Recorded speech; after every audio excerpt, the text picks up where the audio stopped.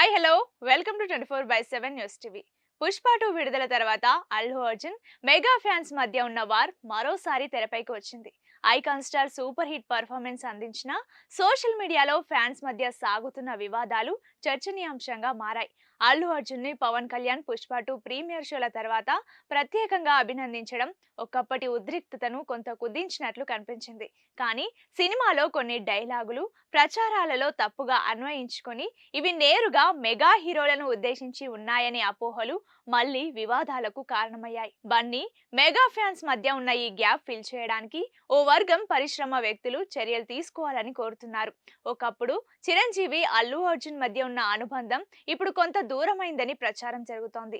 దీనికి ముగింపు పలకాలని mega family Allu family మధ్య స్నేహ సంబంధాలు పునరుద్ధరించాలని పలువురు సినీ ప్రముఖులు అభిప్రాయపడుతున్నారు.